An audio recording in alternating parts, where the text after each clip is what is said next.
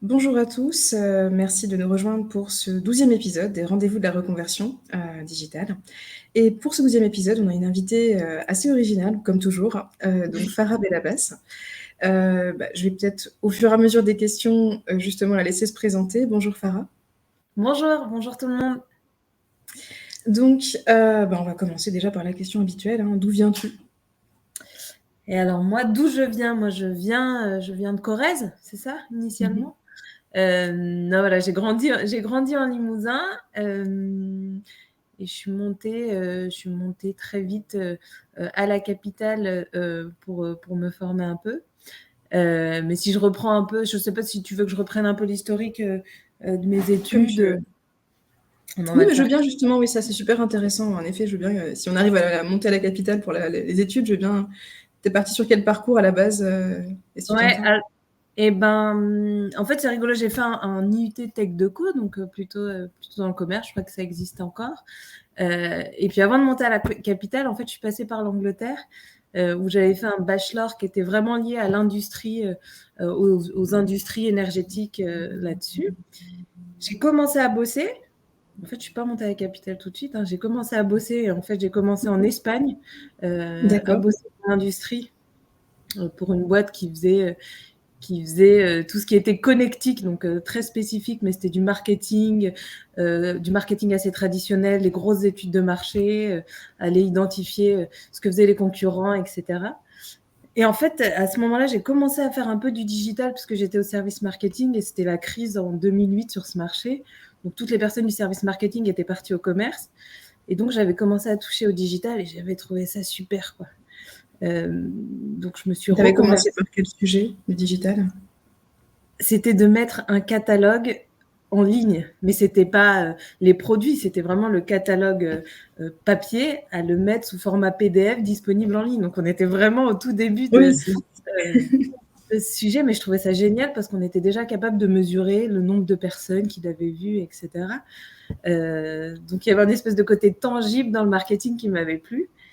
Et après cette année, je suis rentrée, parce que c'était des filiales, donc j'avais travaillé en Espagne, puis en Limousin pour la filiale. Et en fait, je me suis dit, en fait, je veux faire du digital, c'est génial, parce que j'y comprends rien, mais ça a l'air génial, quoi. Et donc, je suis montée à la capitale pour faire mon master en alternance. Je me souviens, j'ai été prise une semaine avant, il fallait que je trouve une entreprise. Enfin, c'était assez intense. Et donc, j'ai fait un master en alternance qui s'appelait Marketing et Nouvelles Technologies. Donc, voilà. Non, un peu fourre-tout le nom, comme ah beaucoup de ouais, diplômes. c'est ça. Mais il y avait du web, donc j'étais là, ok, on y va. C'est déjà ça. J'ai trouvé une alternance à l'époque dans le groupe Le Moniteur, donc le BTP, ça Ah faisait un oui, lien un peu avec l'industrie dans laquelle j'étais, sur la première année. Et puis la deuxième année où je suis passée en plateforme d'affiliation. Donc j'ai découvert un peu tout cet écosystème-là du digital et je l'ai fait pendant 2 ans et demi chez eux où j'ai beaucoup appris. C'était filiation. d'accord.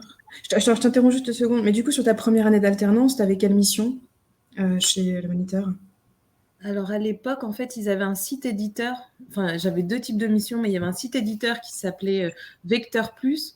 Donc c'était plus sur du contenu où il fallait que je mette en ligne du contenu SEO, Donc, pour le référencement naturel? voilà, pour le référencement naturel. Et une autre mission qui était liée aux offres marketing assez classiques. Donc il y avait, D'accord. il y avait le Un peu une double suivi. casquette. Voilà, exactement. Et puis après, en plateforme d'affiliation, en fait, je suis rentrée à un poste de Key Account Manager junior, où en fait, non, je suis rentrée en Traffic Manager, donc la mise en ligne de campagne pour le compte d'annonceurs et être en Donc, contact pour avec faire de la pub. voilà, sur le marché espagnol, puisque effectivement, vu que j'avais passé du temps là-bas, j'accompagnais des marques là-bas depuis Paris. Et la deuxième année, je gérais plus des clients, donc je m'assurais de répondre à leurs objectifs et je travaillais avec des traffic managers pour s'assurer de diffuser les campagnes et d'aller générer plus de performances pour les clients. Et donc, du coup, account manager, pour ceux qui connaissent pas le poste, c'est vraiment être le premier contact du client en conseil, en suivi, en reporting. Et donc après, tu travailles avec les traffic managers qui, eux, s'occupaient plus du coup de tout ce qui était amener du trafic et donc, selon objectif, généralement de la conversion, mais en tout cas, voilà, aider au développement des entreprises, quoi.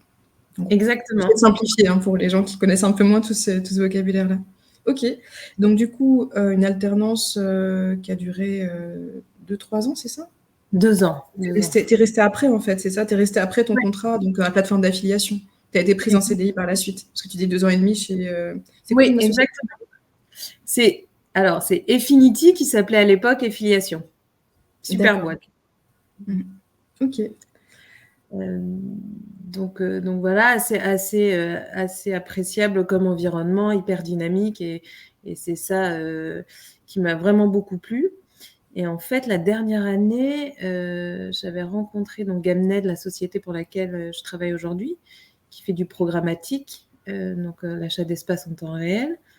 Enfin, à l'époque, c'était même du RTB, donc real time bidding, où on n'était que sur les invendus. Et je trouvais ça génial parce que c'était aux prémices d'un nouveau mode d'achat. C'était un peu le Far West. Il y avait énormément d'opportunités à prendre pour les annonceurs, les éditeurs. Un marché qui n'était pas du tout structuré. Et donc voilà, je le poussais beaucoup auprès de nos clients. Et finalement, je l'ai évangélisé après, puisque un an après, je suis arrivée chez Gamned pour travailler avec eux. Et ça fait plus de 9 ans que j'y suis. Du coup, je reviens. C'est sûr, parce que normalement, tous les 2-3 ans, on a tendance à changer. Oui. Mais du coup, je reviens un peu en arrière, au cas où, pour ceux qui en connaissent un peu moins. Est-ce que tu peux définir, selon toi, l'affiliation? Alors peut-être, j'ai l'impression qu'il y a peut-être deux définitions. Arrête si j'ai tort, mais j'ai l'impression qu'il y a deux définitions. Il y a des définitions initiales d'avant, et puis maintenant, il y a eu un glissement quand même un peu élargi. Donc, la définition initiale, peut-être, pour toi, l'affiliation, c'est quoi? La définition initiale, c'est la mise en relation d'un annonceur, donc qui dépense du budget, avec des partenaires qui vont générer du trafic et du business pour lui.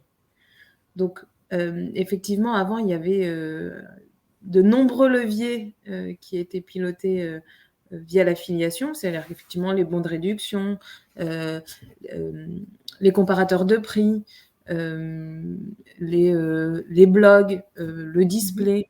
Enfin, il y avait vraiment toute pléthore de sujets. Et en fait, l'affiliation, c'était le tiers de confiance vraiment pour pouvoir monitorer et suivre les performances. Avec le marché qui s'est dynamisé, qui s'est modifié, notamment avec le programmatique, le métier des plateformes d'affiliation, il a changé. Aujourd'hui, une plateforme d'affiliation, elle est un peu comme une agence à la performance, je dirais. C'est qu'elle va aller chercher les bons leviers pour générer des perfs et être limite payée, rétribuée à la performance. Donc, on le voit, il y a même dans les plateformes d'affiliation, aujourd'hui, elles ont des cellules programmatiques, elles ont des cellules search, elles ont des cellules influenceurs.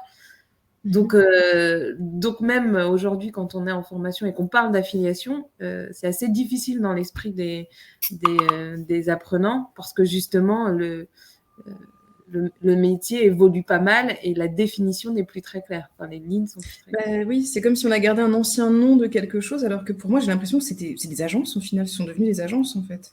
C'est pas très lié. Puis en plus, il y avait à l'époque, du moins, il y a aussi, d'ailleurs, ça perdure encore aujourd'hui, il y a certaines plateformes d'affiliation qui ont des vraies plateformes, du moins, qui ont vraiment aussi la partie en self. Exactement. Donc ça aussi, c'est perturbant à distinguer de la partie un peu plutôt agence. Mais du coup, je me rappelle plus, mais alors du coup, décidément, j'ai affiliation, maintenant que ça s'appelle Affinnet, c'est ça? Affinity, voilà. Je les confonds toujours à chaque fois. Désolée. Mais trop de EFI quelque chose. Mais donc, du coup, qu'est-ce que je voulais dire? Oui, chez Affinity, du coup, il n'y avait pas de plateforme en self, sauf erreur. Si. Il y a une plateforme en self aussi? Oui. En fait, je trouve qu'ils ont pris un virage assez malin.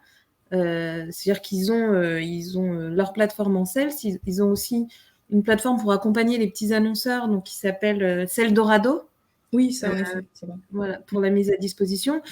Ils sont aussi spécifiés. Ils ont une agence B2B, mais qu'ils avaient déjà à l'époque, mais mais qui s'appelle l'agence B2B. Et après, vraiment, ils saisissent des opportunités pour accompagner les annonceurs, mais sur le social, ils ont été très bons. Ils avaient créé des produits à l'époque pour se différencier, justement, aller générer de la perf. Bon, après, on est toujours rattrapé par les GAFA, donc il faut savoir pivoter. Mais voilà, pour moi, c'est des générateurs de performance assez bas de tunnel, donc vraiment sur la conversion. Et effectivement, leur métier, il cesse d'évoluer, mais tu l'as dit, hein, ils peuvent se définir comme une agence perf. Après, juste, je vais peut-être reprendre quelques notions, puisqu'on a parlé de plateforme en self, ça ne parle pas à tout le monde, on a parlé de conversion, on a parlé de performance. Du coup, je vais revenir un peu en arrière. Du coup, c'est vrai que la plateforme en self, c'est une plateforme un peu où on va, alors je simplifie, hein, mais du coup, inscrire son programme d'affiliation, en gros, ses partenariats potentiels, ses deals potentiels. Il va y avoir des candidatures, du coup, de médias ou de blogs ou de différents, on va dire, ce qu'on appelle les éditeurs ou les affiliés, pour pouvoir accéder aux pubs, au kit emailing, etc. Et tu m'arrêtes si j'ai des bêtises. Hein. Et donc, derrière, les marques vont dire oui ou non, selon si elles veulent ou pas apparaître sur ces différents sites, ou en tout cas que leur mail ou voilà, leur création soit envoyée dans les bases de données de leurs... j'essaie de ne pas parler chinois aujourd'hui, de leurs abonnés, voilà, pour simplifier. Mais donc, par principe, c'est un peu une sorte de mise en relation automatisée, quelque part, la plateforme en self, avec des partenariats préétablis. C'est ça qu'on différencie de l'agence un petit peu, l'agence, la casquette plutôt agence à la performance. Ouais. Et quand on parle de performance, on parle de certains modèles de rémunération. Alors là aussi, modèle de rémunération, ça ne parle pas au début, mais c'est un moyen de payer justement son trafic ou les actions, en tout cas, qu'on attend des internautes. Et généralement, on va être plutôt sur le fait de payer au moment de la vente, un pourcentage, donc ce qu'on appelle le CPA, le coût par achat, ou au moment du formulaire rempli. Et dans ces cas-là, on sera sur un CPL, ce qu'on appelle un lead, du coup, un formulaire rempli, donc coût par lead. Ça va ? Je dis pas trop de bêtises? Non, c'est très bien. Tu peux compléter hein, si besoin. Non, c'est très bien. Avec effectivement, tu l'as dit, c'est la version simplifiée. Et après, en fait, il y a par typologie d'affiliés, donc par typologie d'abonnés, on ne va pas avoir les mêmes modèles de rémunération. Il peut y avoir aussi du CPC, du coût par clic. Et plein de spécificités. Je me souviens à l'époque, Affinity, en fait, alors, si on rentre là-dedans tout de suite, ça va être peut-être sport, mais il y avait des leviers qu'on dépriorisait aussi, par exemple comme les bons de réduction, puisque effectivement un internaute va peut-être être sensible à une publicité qu'il aura vue sur un blog, il va cliquer dessus, puis après il va voir qu'il y a un bon de réduction qui existe, donc il va chercher cette information-là et il va utiliser le bon de réduction. Et pour éviter que l'annonceur paye 2 fois justement ses partenaires, il va dire s'il y a un acteur de bon de réduction qui intervient dans les 48 heures, et en fait, il est dépriorisé s'il y a eu un autre levier. Donc, c'est une des spécificités, mais effectivement, il y en a plein pour savoir qui prioriser, quel est le bon schéma d'attribution de contribution, quel levier prioriser. Donc finalement, c'était les prémices de l'attribution, contribution. Tu lances un super sujet aussi. Ouais, c'est compliqué dans ces sujets-là. L'attribution, le principe, c'est qu'en gros, si on prend l'équipe de foot, hein, c'est ce qui marche le mieux comme moyen de l'expliquer, c'est qu'on ne peut pas payer que Neymar, ou on ne va pas payer Neymar parce que c'est pas lui vraiment qui marquait ces derniers temps. C'est comme si on payait que Benzema ou que Mbappé pendant les matchs, parce que c'est eux qui marquent concrètement. Donc, parce qu'il y a plusieurs points de contact avec une pub, et avec une entreprise plutôt, donc il y a plusieurs pubs avant qu'on arrive vraiment à l'achat ou au remplissage du formulaire. Et c'est de savoir dire qui a contribué en fait à marquer le but. Et l'attribution, voilà, il y a plein de modèles qui existent pour savoir est-ce qu'on donne un petit peu à tous. On dit que chaque membre de l'équipe a contribué à mettre le but. Donc en gros, est-ce que s'il y a eu du référencement payant, de la pub sur les réseaux sociaux ou différentes, un emailing, différents points de contact de pub avant la conversion, qui a contribué le plus. Et par défaut, on utilise tous, en tout cas beaucoup de personnes, le last touch, c'est-à-dire on paye que Mbappé et Benzema concrètement. Mais après, voilà, c'est tout un travail en effet de repriorisation.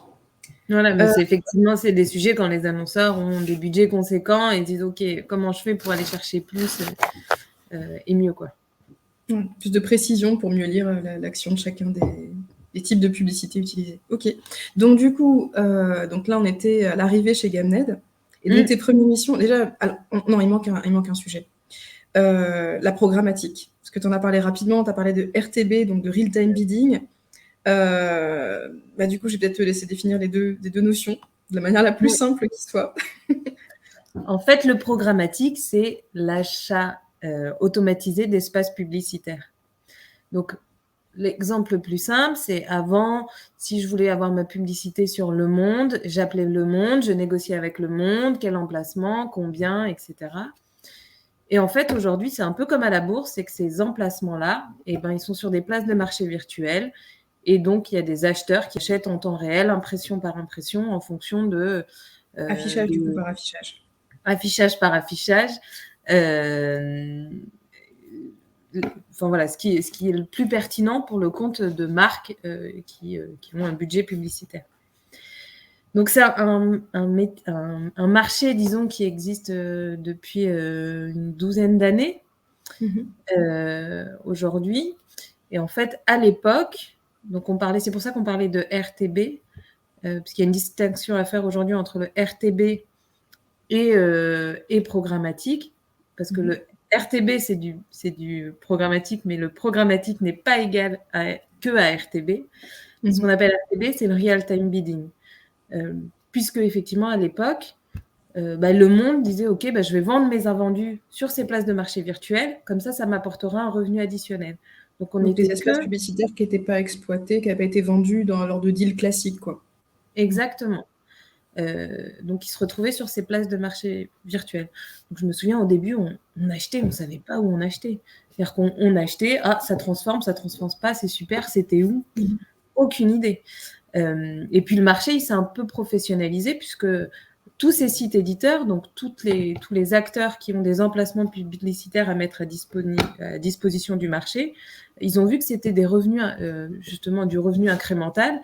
Et du coup, ils ont commencé à mettre beaucoup plus d'inventaire de dispo sur ces places de marché là. Et donc la différence avec dans programmatique, donc il y a RTB et il y a les deals, tu en as parlé, c'est qu'on a aussi la capacité de faire des deals automatisés, c'est-à-dire que on va dire sur ces places de marché là, je veux acheter que les premières impressions sur un site, les premières impressions quand un internaute arrive sur un site internet. Où je veux acheter, alors là, tu vas me poser la question, les impressions qui sont visibles à plus de 70%. Voilà. Quand je parle de visibilité, c'est juste que... Oui. Mais du coup, le RTB continue de concerner que les dernières impressions? Non, pas du tout. Parce que tu parles de première, pour bien clarifier, quelle est la différence entre première impression et RTB, du coup? C'est un exemple de deal, c'est par exemple quand un internaute arrive sur un site, je veux mettre un prix minimum parce que je vais faire un deal avec l'éditeur parce que je veux m'assurer que la première impression qu'il voit, c'est moi qui l'achète. Là où avant, c'était un système d'enchères et c'est celui qui paye le plus. D'accord. Donc, on est bien sur soit quelque chose de fixe ou alors aux enchères. Et donc, ça, c'est l'ensemble de la programmatique. Oui, il y a des spécificités après, puisque à l'époque, on pouvait acheter que sur ordinateur, mobile, que du display. Voilà, mais aujourd'hui, on peut acheter mais bien plus. Et donc, il y a des modèles qui sont un peu qui sont un peu modifiés, mais on peut acheter de l'audio, donc des spots audio en programmatique. On peut acheter sur le DOOH, donc c'est Digital Out of Home, où on va avoir accès aux emplacements publicitaires, par exemple dans les supermarchés, les bureaux de tabac, sur les aires soit dans les stations-service, etc. On peut acheter de la télé en programmatique. Donc là, c'est un modèle aussi spécifique. C'est donc l'automatisation d'achats publicitaires. C'est pas vraiment du temps réel pour une partie. on peut acheter de la publicité in-game, c'est-à-dire qu'au sein de jeux vidéo, on va être capable d'acheter de la publicité sur Football Manager, par exemple. Enfin, voilà. Donc, c'est pour ça, finalement, que ça fait 9 ans que j'y suis. C'est qu'il y a toutes les semaines, il y a des nouveautés, quoi. T'as l'impression de changer de poste toutes les semaines, quoi, quasiment, donc t'as pas besoin de changer de comment ça évolue. Là, ça fait... et en plus de ça, en 9 ans, j'ai eu de la chance, mais c'est mon 6e métier chez Gamned, quoi. Alors du coup, c'était quoi ton premier métier, si on prend les 6 Alors, mon premier métier, en fait, les 3 premières années, j'étais sur le business, donc sales. Donc, mon rôle, c'était justement, à la base, d'évangéliser ce levier-là, parce que personne y connaissait. Même moi, les 6 premiers mois, j'avais mal au crâne. Enfin, c'était assez fou. C'est bourré d'abréviations, en plus. C'est un cauchemar. Ah ouais, et puis... plus que... Effectivement, c'est bourré d'abréviations. Donc, si j'en fais, n'hésite pas à me reprendre. Et puis, ce qui était marrant, c'est qu'en plus, j'étais pas destinée à être sales. Moi, ce qui me plaisait, c'était vraiment d'accompagner les clients. Et au début, il fallait aller chercher des clients, mais c'était tellement nouveau que c'était facile d'avoir des discussions parce qu'en fait, c'est comme aujourd'hui le Web3, c'est que tout le monde veut comprendre. Donc voilà, c'était vraiment de l'évangélisation sur le marché français. Et puis après, voilà, j'étais sur des grands comptes, puis sur la stratégie business sur la France, donc réfléchir aux offres que l'on pouvait pousser, accompagner nos clients. C'était vraiment chouette. J'ai eu un premier congé mat, et ça c'est rigolo. Enfin, pour donner l'anecdote, c'est que je suis tombée enceinte, la bonne nouvelle, et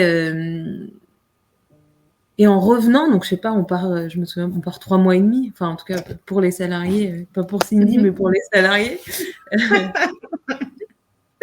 On part 3 mois et demi, quelque chose comme ça.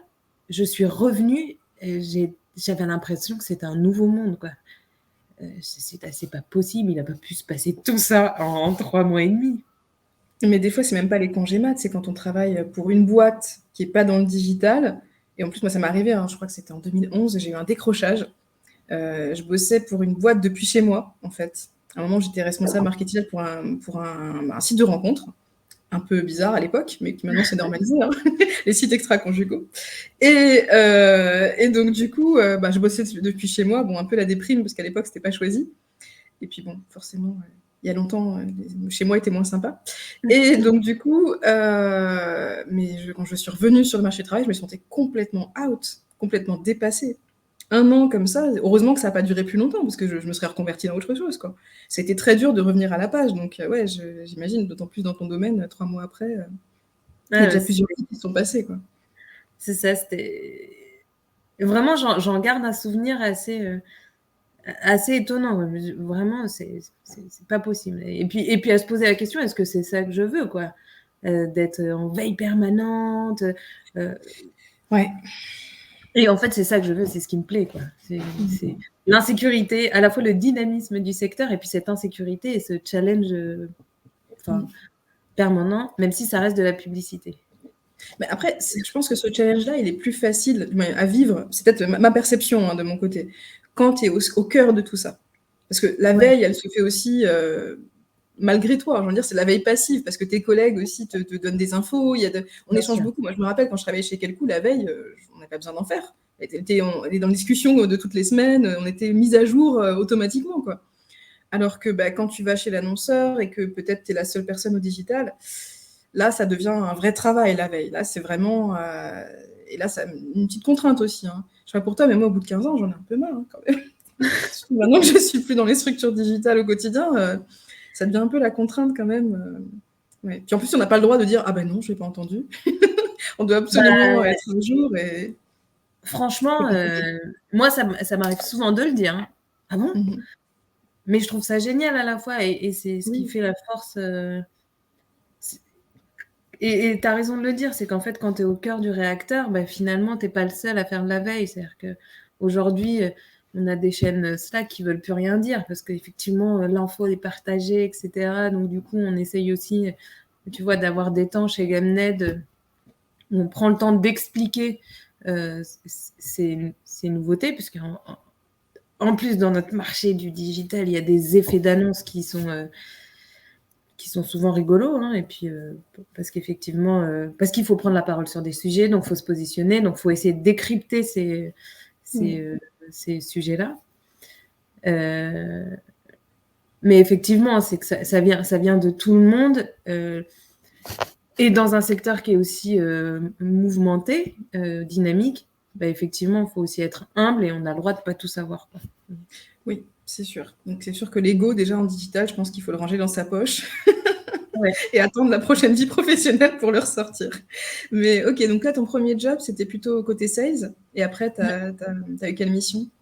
Voilà, disons que les trois premiers jobs, parce que c'est sales, puis senior sales, puis stratégie business and sales. Donc, tu vois, ça reste quand même dans une dimension très commerciale.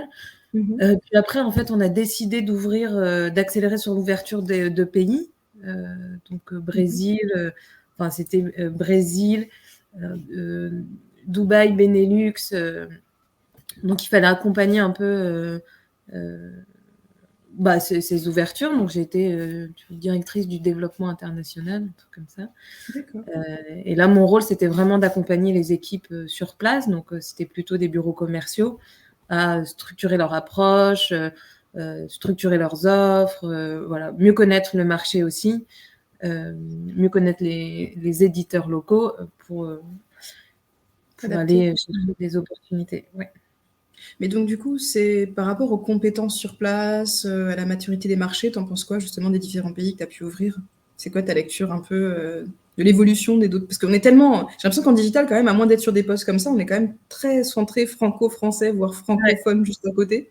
Et puis après, on a l'impression qu'il y a d'autres mondes à côté, où on aurait beaucoup à apprendre, en fait, pour s'adapter et pouvoir y exercer ou y développer des stratégies. Ouais. Mais du coup, c'est quoi pour toi les différences sur ces autres marchés un peu plus... Eh ben, en fait, on est plus, nous, sur des marchés latins ou émergents, en tout cas pour Gamned. Puisqu'en plus de ça, on est en Suisse, en Belgique. Enfin, voilà, on a ouvert un bureau à Kuala Lumpur, aussi pour gérer la zone Asie du Sud-Est. Mais en fait, la France, c'est un peu le marché le plus mature après les anglo-saxons, disons. Après les États-Unis et l'Angleterre? Ouais, qui sont assez forts. Hein. Justement, dans la veille, on les regarde beaucoup pour voir la façon dont ils avancent. Il y a l'Allemagne qui est pas mal. Pareil, qui est un marché très structuré, très rigide, qu'on regarde. Mais après, la France est assez avancée. Par contre, il y a des sujets où un des exemples, c'est dans les autres marchés, on ne doit pas parler de programmatique parce que ça fait peur. On parle de... Parfois, on va parler... par exemple, l'Asie du Sud-Est, on ne parle pas de programmatique. En Suisse, qui est un autre très gros marché, on ne parle pas de programmatique. On va en parler, on va évoquer le mot plus tard, mais on va se positionner comme un peu une agence média, tu vois. Puisque maintenant, on a aussi un peu ce rôle-là, puisqu'on accompagne, bref, sur d'autres leviers nos clients. Mais à l'époque, c'était vraiment agence média ou display, tu vois, une agence display ou un partenaire display ou un partenaire vidéo. Mais en fait, c'est un mot qui faisait peur. RTB, programmatique. Pourquoi, du coup, ça a tendance à faire peur, ce mot-là? Parce que c'est nouveau et ça évolue vite. Et du coup, les annonceurs n'ont pas une connaissance accrue du levier. Et donc, ce n'est pas un levier qu'ils vont prioriser. Ils vont avoir encore à l'esprit que c'est des invendus.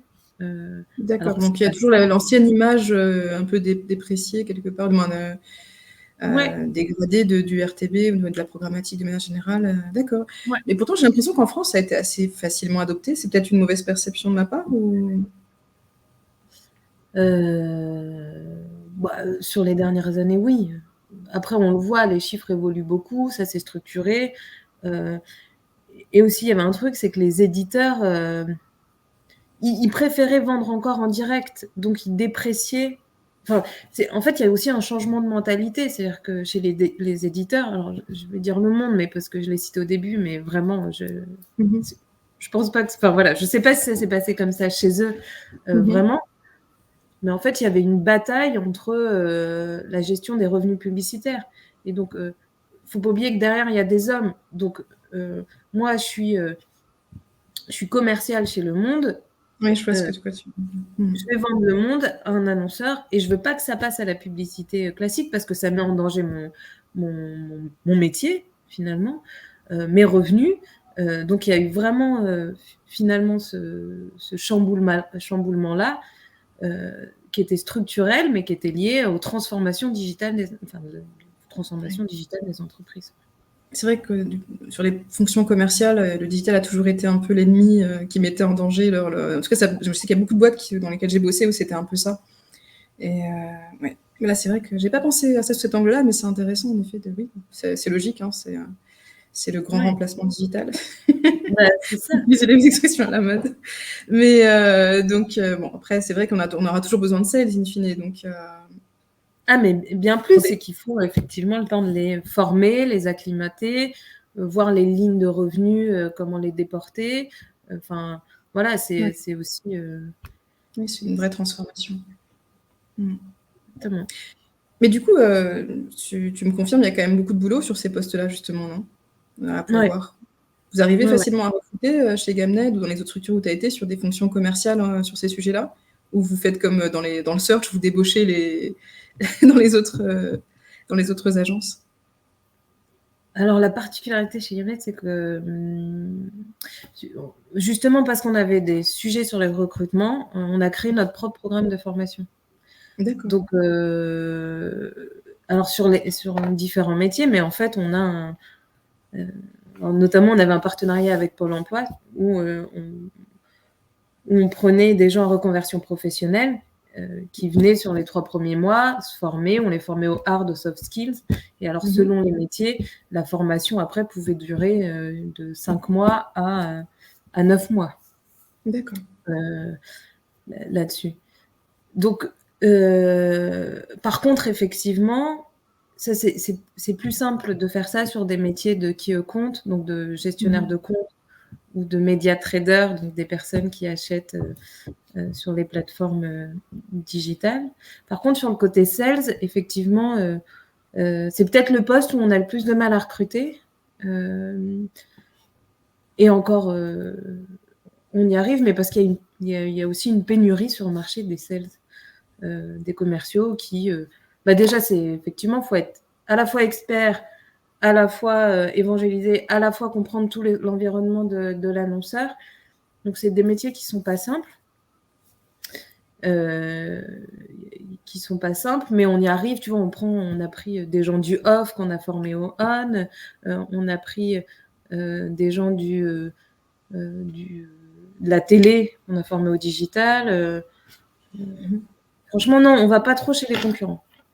D'accord. Parce que vous avez créé une sorte de fabrique in-house de collaborateurs, quoi, concrètement. Ouais, c'est ça. Ça s'appelait même à l'époque la fabrique d'experts. Et finalement, en fait, ça fait partie de notre programme qui s'appelle la PABG, qui est la Programmatic Academy by Gamned. D'accord. Ok. Et donc, vous avez toujours aujourd'hui le partenariat avec Pôle emploi? Vous travaillez toujours sur ces formats d'intégration, finalement, de vos collaborateurs?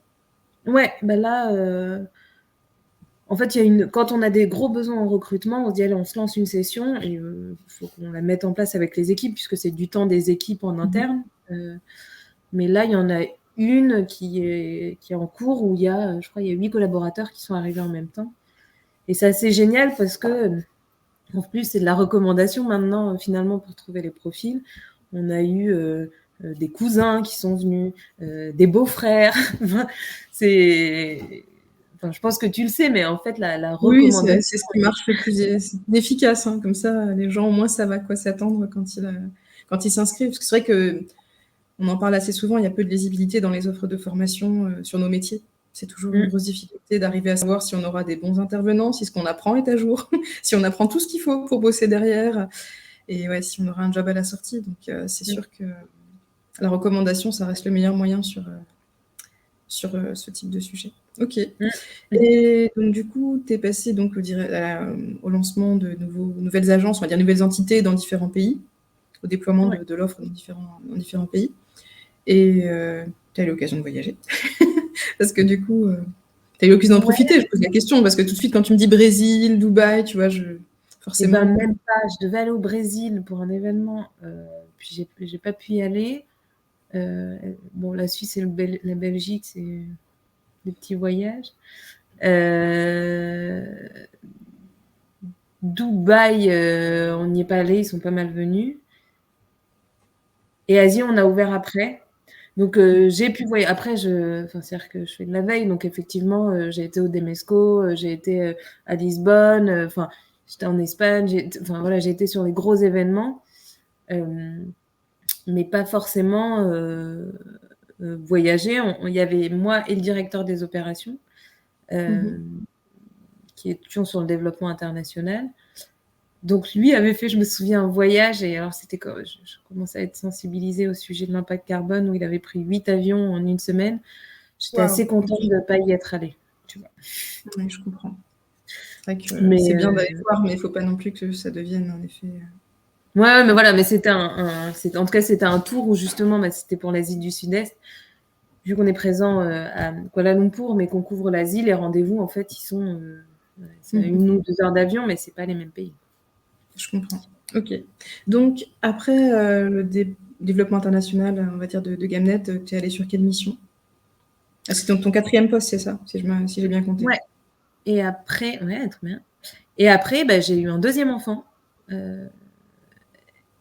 Et du coup, alors ce qui était intéressant aussi, c'est qu'on avait quand même structuré le lancement des pays. Donc, c'était différentes missions dont il y avait besoin. Donc, moi, j'ai eu un 2e enfant. Et c'est ça qui est génial, en tout cas avec cette boîte, c'est les opportunités qui se créent au fur et à mesure des carrières. Parce qu'en congé mat, je me souviens, il y a mon boss qui m'appelle, qui est un des cofondateurs, et qui me dit est-ce que ça te dit de développer le pôle marketing et communication de Gamnet? Pourquoi pas. Puis 2 jours après, il me rappelle, il me dit et puis faut qu'on fasse ça aussi, il faut qu'on fasse ça et machin. Donc voilà, je suis revenue de ce 2e congé mat où j'ai repris un truc le marché a encore bien évolué. Et là, en fait, ce métier-là, je l'ai fait pendant 4 ans, où j'ai structuré en fait tout le pôle marketing et communication de la boîte, puisqu'on faisait déjà plein de choses finalement, mais de façon pas incarnée par un pôle, mais un peu déstructurée. Avec 2 objectifs, c'est effectivement une partie marketing qui est vraiment de créer des offres, d'accompagner sur les gros appels d'offres, de s'assurer de penser la transition de Gamnet finalement sur les offres par secteur, par typologie d'annonceurs, par pays là-dessus. Et de l'autre côté, une partie plutôt communication où effectivement faire rayonner la marque, faire rayonner les experts, travailler aussi beaucoup sur la lead gen, la génération lead. B2B, puisqu'on a quand même beaucoup de prospection froide, donc les commerciaux qui appelaient ou autres. Donc voilà, travailler sur le nouveau site internet, la stratégie de contenu, les RP. Une mission bien riche en tout cas, c'était. C'est génial. Et puis quand on commence de zéro, ce qui est. Ouais, c'est toujours mieux, je trouve. Ouais, et puis il y a vraiment le côté on teste, ça marche, on continue, ça marche pas, on arrête. Mais l'année prochaine, il faudra peut-être retester parce qu'en fait, c'est peut-être différent. Donc, c'est assez stimulant. On fait des bêtises, on apprend. La base du digital, quoi, c'est l'esprit un peu. Mais c'est marrant parce que tu me parles de Gamnet, et moi je vois ça comme aujourd'hui une grosse boîte, quoi. Et quand tu le décris, je sens qu'il y a vraiment l'esprit start-up en fait dans la boîte quand même. En fait, il y a un truc qui est incarné dans la boîte et qui est incarné par les boss et le management, c'est vraiment de garder cet esprit agile, audace et innovation. C'est pas grave de se planter, mais il faut essayer. Voilà, c'est vraiment le truc sur plein de. vraiment sur plein de trucs. Alors, on parlait du programme de formation, on s'est dit, on teste, on se lance là-dedans, on ne sait pas trop comment. Finalement, aujourd'hui, c'est un pilier de notre de GameNed. On lance des offres, on avait lancé une offre un peu influence à l'époque, etc. Finalement, encore une fois, je parlais comme tout à l'heure de Infinity, mais les GAFA changent leurs règles. Bon, faut passer à autre chose. On ouvre des marchés. Enfin voilà, c'est vraiment en tout cas cet esprit start-up et intrapreneurial qui est assez stimulant. Et puis en plus, on a un truc un peu qui est un peu viscéral chez GameNet, c'est on veut être les premiers à. On veut pas tant les premiers du marché, mais on veut être les premiers à tester. C'est plutôt ça le point, à innover. Ouais, en tout cas, c'est vachement intéressant parce que je sais qu'en tout cas, dans ma carrière salariale, je serais peut-être restée salariée plus longtemps si j'avais croisé le chemin d'une... si j'avais croisé le chemin d'une boîte comme ça, parce que c'est ce qui me manquait. Moi, j'avais envie d'essayer, j'avais envie de... Voilà, j'adore les pages blanches et c'est vrai que je comprends pourquoi, du coup, tu as passé aussi longtemps et tu es encore dans cette boîte aujourd'hui. Okay. C'est à chaque fois, quand je dis 9 ans, même moi, j'ai du mal à le dire. Tu vois, 9 ans et demi, ça fait beaucoup. Mais puis à la fois, dans le parcours de cette boîte, il y a eu plein de choses. Tu vois, on s'était rapproché d'une boîte, puis on a repris notre indépendance, puis on appartient aujourd'hui au groupe TF1, donc avec d'autres assets. Mais à la fois, on est hyper indépendant. Donc c'est plein de boîtes en une boîte, mais ce qui est important quand on est salarié, je pense, c'est trouver du challenge au quotidien parce que, encore une fois, on travaille pour soi, mais pour d'autres personnes. Donc, si on s'ennuie, c'est qu'il faut changer. Enfin, là-dessus. Et puis, il faut s'amuser, quoi. Il faut s'amuser parce qu'on travaille pour les autres. Donc. Oui. Après, on travaille aussi. Du moins, on travaille pour vivre et pas l'inverse. Donc, si en plus, sur la cerise, sur le contrat, tu t'éclates au quotidien, c'est sûr que là, tu as tout gagné. Mais il faut faire un équilibre, ça, c'est sûr. Mais donc, du coup, donc là, on était au 5e poste. Et du coup, le 6e, c'est celui d'aujourd'hui. C'est celui qui est tout frais, qui date d'il y a quelques semaines, où en fait, je suis en charge de l'innovation chez GameNed. Donc, mon rôle, c'est de penser le GameNed de demain. C'est comment on va se structurer, quels vont être les nouveaux métiers, les nouvelles pratiques, à la fois sur le marché, mais aussi en interne. C'est innover dans nos approches et nos pratiques. Donc voilà, c'est assez vaste. On est en train de définir la feuille de route, mais c'est hyper stimulant. C'est une autre étape, mais si je peux faire le lien avec nos métiers, c'est par exemple, là, un des sujets, c'est le Web 3. Qu'est-ce qu'on va faire sur le Web 3 et voilà, c'est encore une fois, c'est le digital, quoi. Il y a des nouveautés tout le temps. Mais pour les gens qui ne savent pas, qu'est-ce que tu entends par Web 3 ? Le Web 3, c'est vraiment tout ce qui va être lié à la décentralisation de l'information. Donc, quand je parle de Web 3, je vais donner les gros mots ou les buzzwords qui sont crypto-monnaie, métaverse, NFT, et qui seront un peu les nouveaux usages du digital où l'information est décentralisée et elle appartient à chacun des personnes. Et pour faire parler de ça, il faut peut-être parler du Web 1 et le Web 2.0. Le Web 1, c'est des sites où c'est à l'époque où il y avait Yahoo, mais on allait chercher de l'information. Donc, on était lecteur de ce qui nous apportait.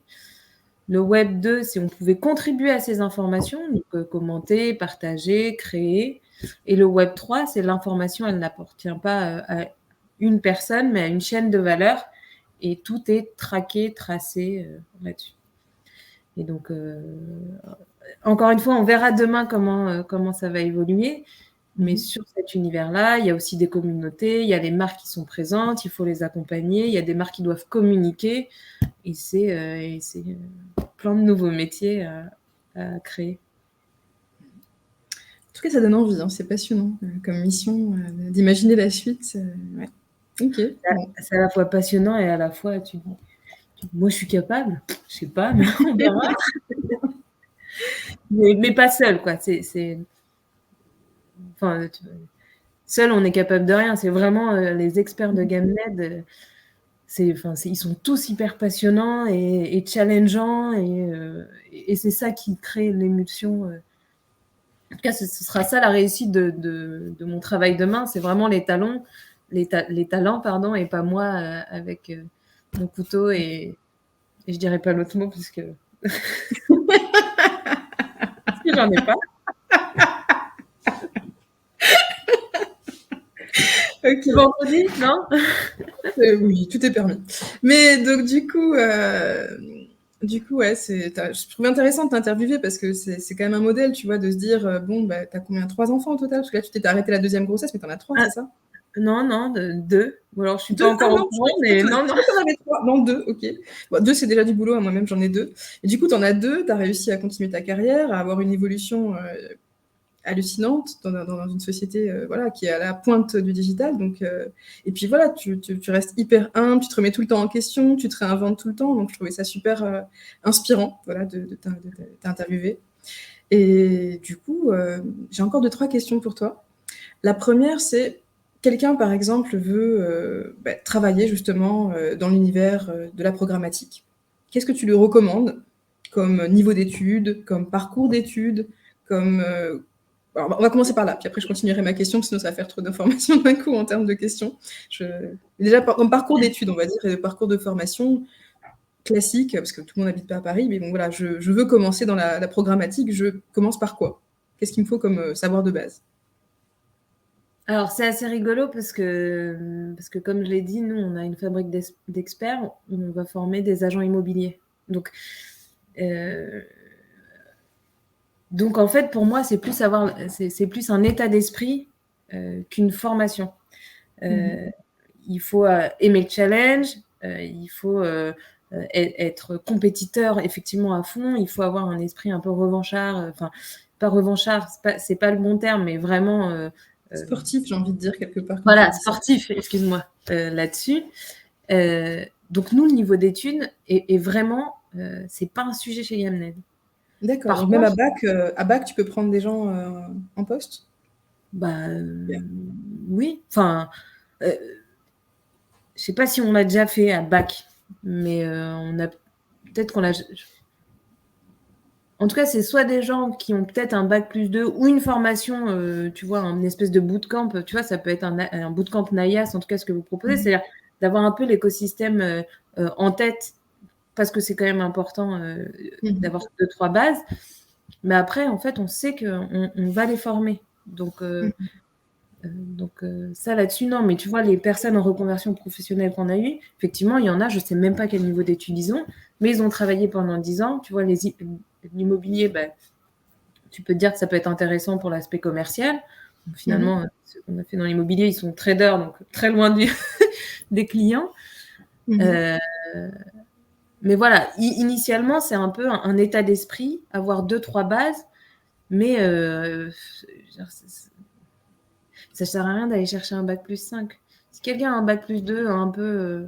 faut savoir travailler, c'est-à-dire que faut savoir être un peu d'expérience professionnelle, comprendre l'environnement d'une entreprise. Ouais, voilà. C'est pas la première expérience qu'on va attaquer, quoi. Ouais, non, franchement, on a de tout. Ouais, on a de tout. On a des gens en alternance, on a des gens en stage, on a des gens qu'on recrute avec Pôle emploi. Et en tout cas, chez Gamned, on staffe plutôt par le bas. Et c'est pour ça qu'on a la chance d'avoir un turnover qui est assez faible par rapport au marché. C'est qu'on fait monter les gens en compétences au fur et à mesure. On les fait évoluer dans leur carrière. Et donc, du coup, on prend des personnes avec la tête bien faite qu'on va former. Donc voilà, en tout cas, chez Gamned, ça fonctionne comme ça, puisqu'il n'y a pas de formation spécifique. Bien sûr que c'est hyper intéressant quand quelqu'un sait de quoi on parle un petit peu, tu vois.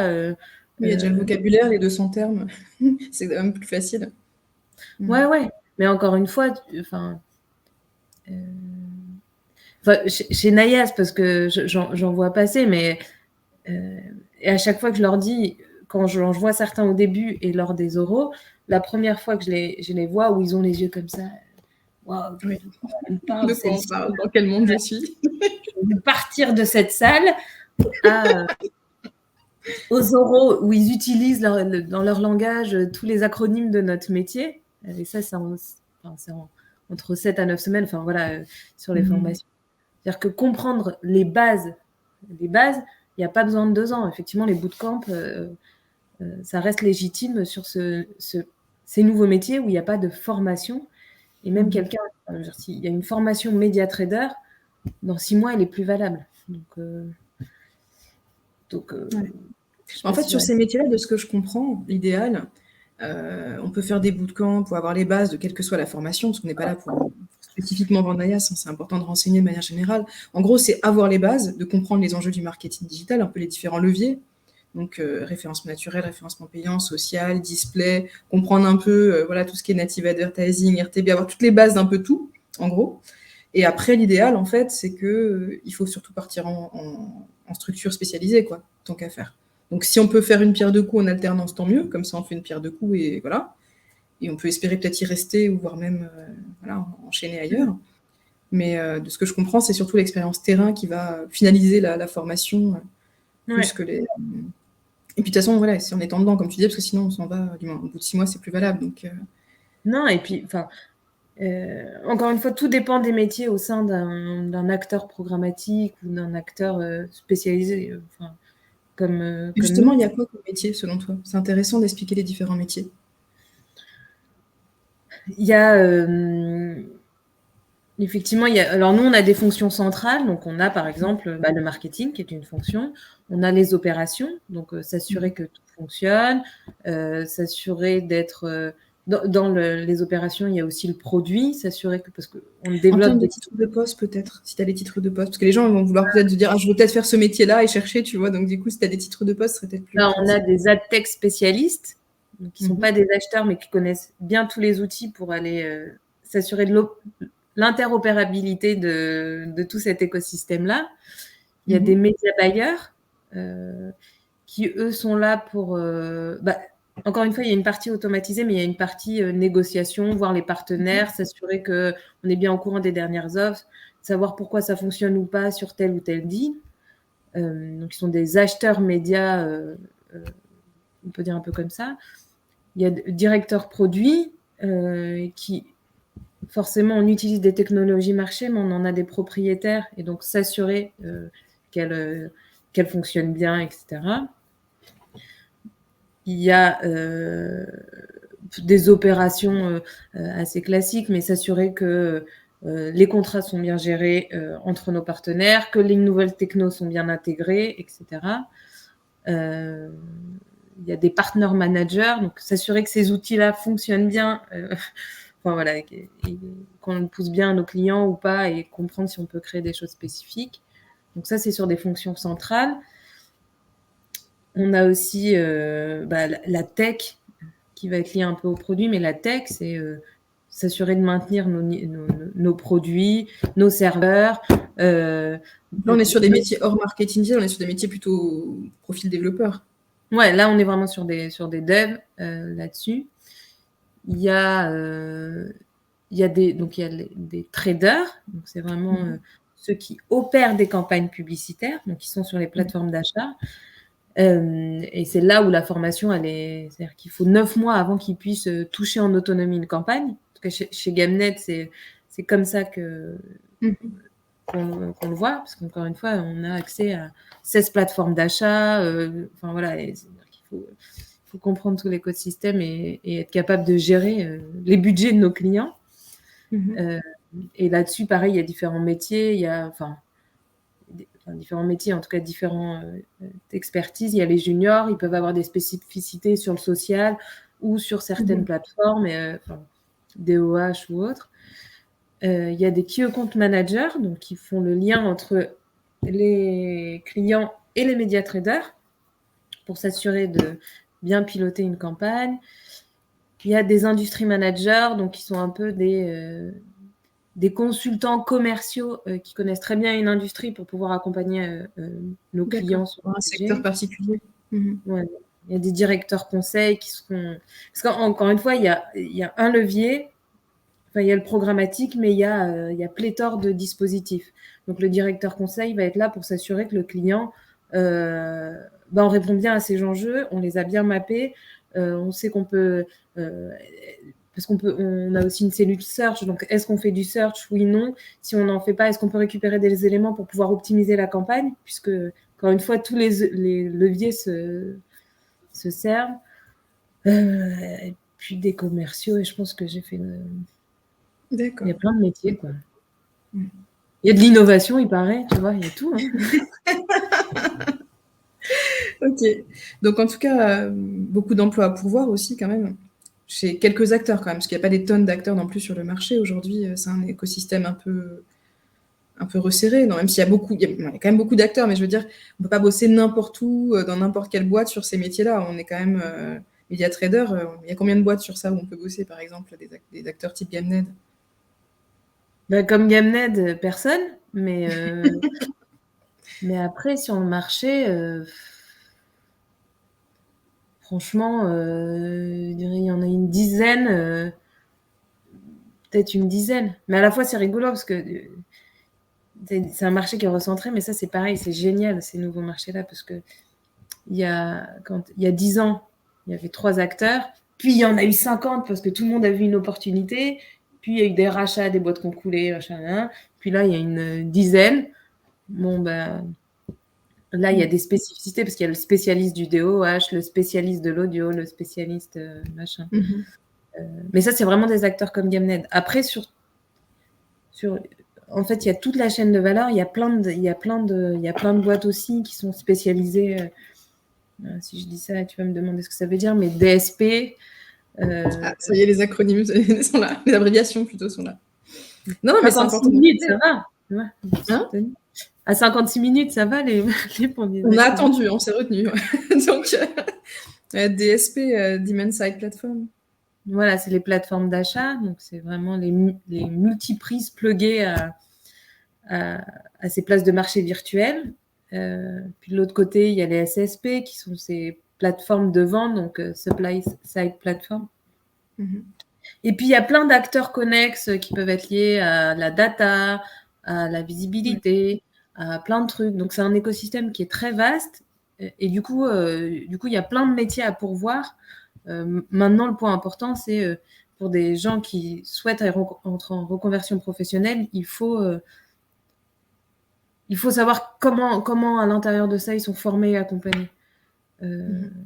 Parce que c'est plus ça le sujet. Et encore une fois, chez GameNet, on a fait des erreurs enfin, même moi, au tout début, c'est-à-dire que la formation, de toute façon, on était 12, donc la formation, c'est difficile d'avoir une formation à 12. Donc, en fonction de comment on fonctionne, si on est capable d'aller chercher l'info, si on a besoin d'être accompagné, voilà. Il faut s'assurer de ces points-là, en tout cas, pour pouvoir s'épanouir professionnellement après dans la structure. D'accord, ok. Eh ben, dis donc. J'avais une question à te poser, mais je pense qu'elle va être un peu... Je vais peut-être la laisser de côté. Je vais dire, oui, quels outils faut-il maîtriser pour travailler dans ces métiers-là? Mais en fait, il y en a tellement que... Limite, il faudrait faire un complément écrit. Non, je ne sais pas ce que tu en penses.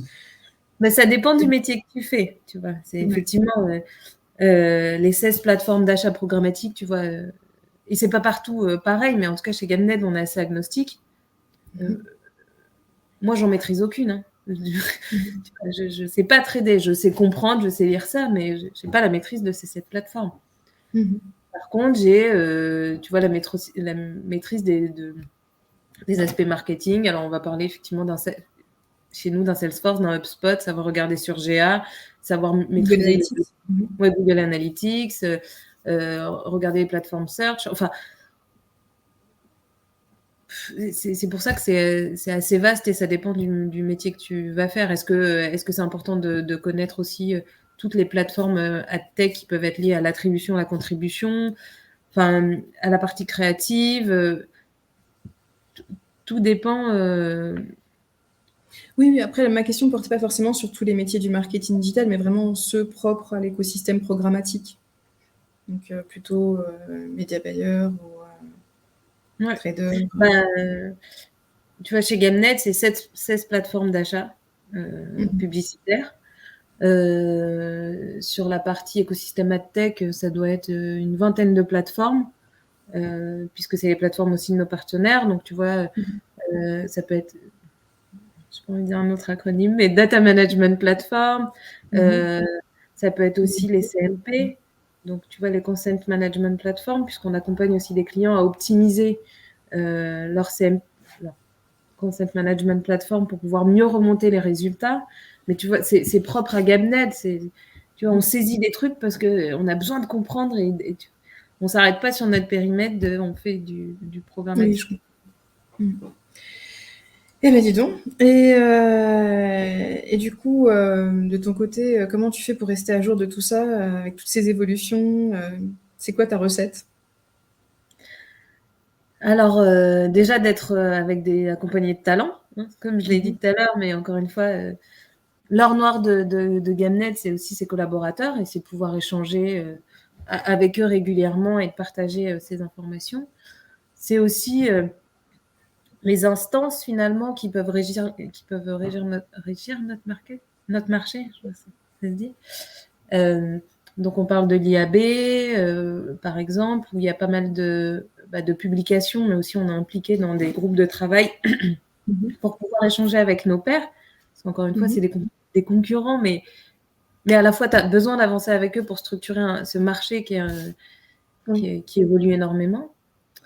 Il y a aller à des salons professionnels aussi. C'est quoi le top 3 pour toi des salons professionnels à faire dans le domaine?